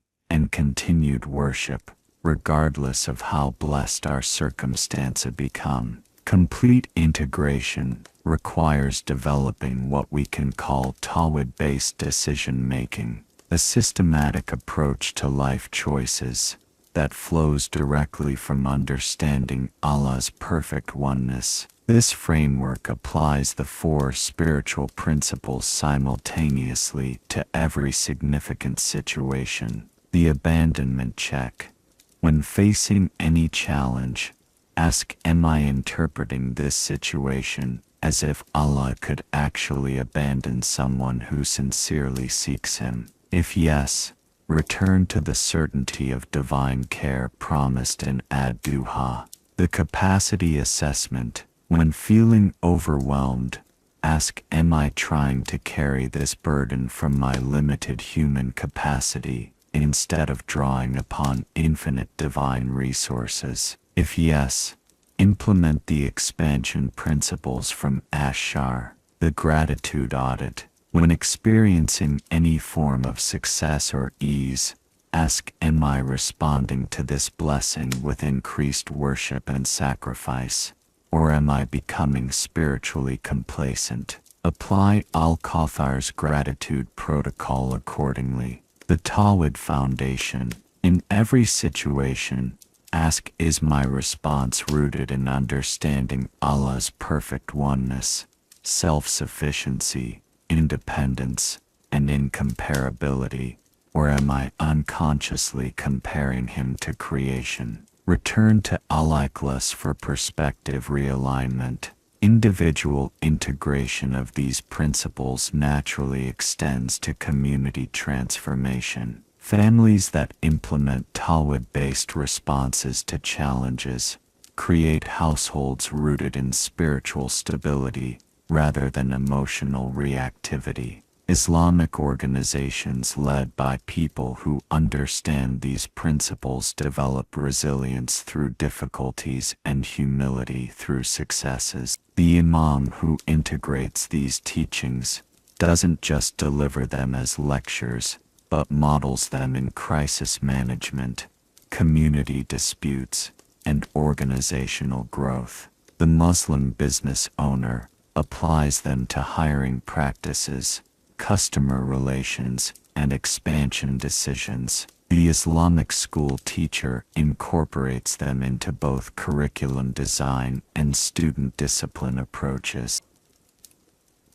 Complete integration creates what Islamic scholars call inherited wisdom, spiritual understanding that naturally transmits to children and students through lived example rather than mere instruction. Children raised by parents who genuinely trust Allah's perfect nature during all circumstances develop psychological resilience and spiritual confidence that serves them throughout their lives. When facing their own future crises of faith, these children won't just remember lectures about trusting Allah's.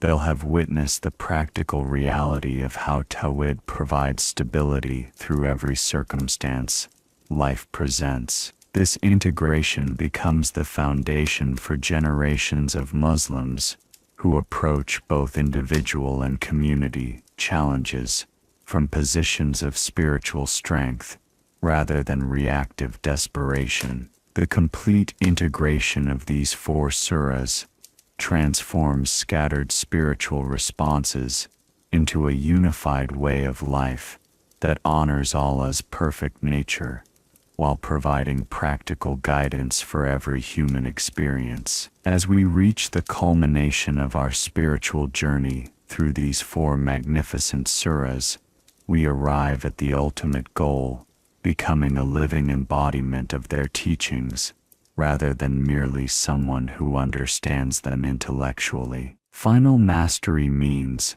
that the principles of divine hope, spiritual expansion, grateful abundance, and pure monotheism have become so integrated into your being that they operate automatically, naturally, and consistently regardless of external circumstances. This mastery isn't about perfection, it's about achieving what the classical scholars called istiqamah, steadfast consistency in applying divine guidance across all life situations. The person who has achieved this level of integration no longer consciously applies Ad-Duha's principles during abandonment, Ash-Sharh's teachings during overwhelm, Al-Kawthar's protocols during abundance, and Al-Ikhlas's foundations during confusion. Instead, these principles have become their default way of interpreting and responding to reality. Final mastery manifests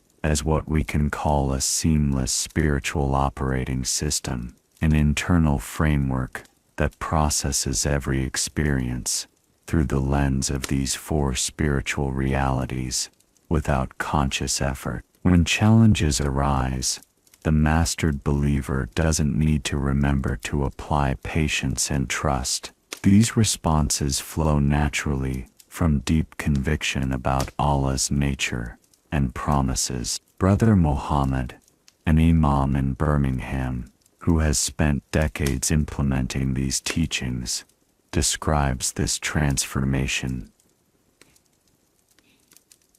In my early years of Islamic practice, I would consciously remind myself to trust Allah's during difficulties and increase worship during blessings. Now, after years of consistent application, these responses have become my natural way of being. When tests come, my heart automatically turns to the certainty that Allah never abandons those who seek Him. When blessings arrive, I instinctively increase in gratitude and service. It's no longer a spiritual discipline I practice, it's who I've become. Those who achieve final mastery in these spiritual principles become sources of stability and wisdom for their entire communities. Their consistent, unshakable response to both trials and blessings serves as a living example that such spiritual maturity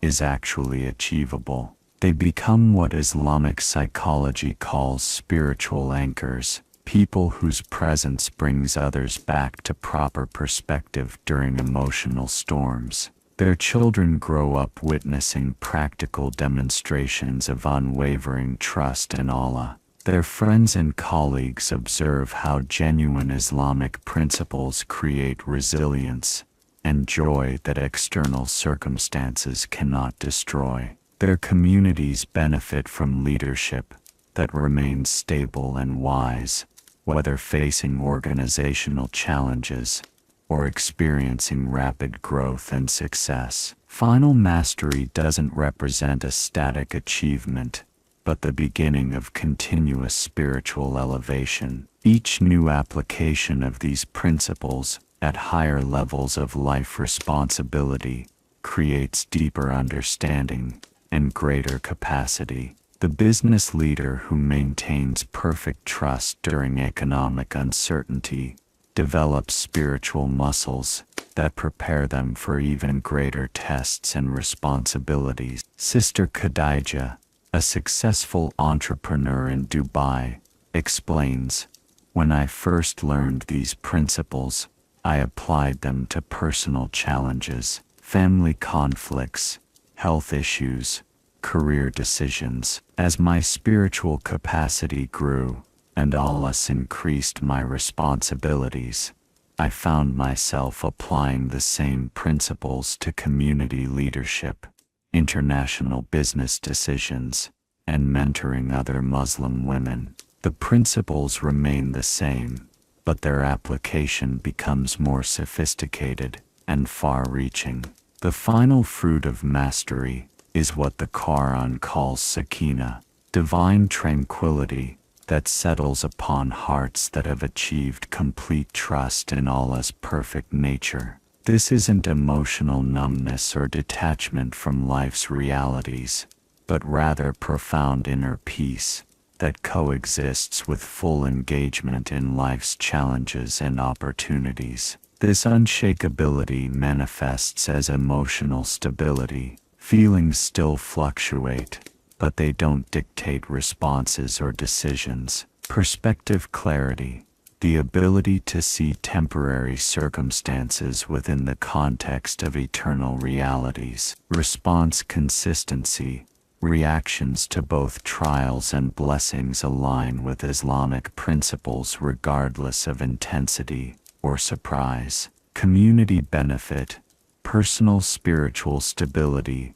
becomes a source of strength and guidance for others. Those who achieve final mastery in these teachings create what Islamic scholarship calls baraka chains, blessed influence that extends far beyond their individual lives. Their example inspires others to pursue similar spiritual development. Their children and students carry forward not just knowledge, but witness demonstrations of how Islamic principles create genuine human flourishing. In our final moments together, remember that this journey through Ad-Duha, Ash-Sharh, Al-Kawthar, and Al-Ikhlas isn't merely an academic exercise, it's an invitation to transformation. These 4 surahs contain everything necessary to navigate every spiritual challenge life presents, while maintaining unshakable connection to Allah.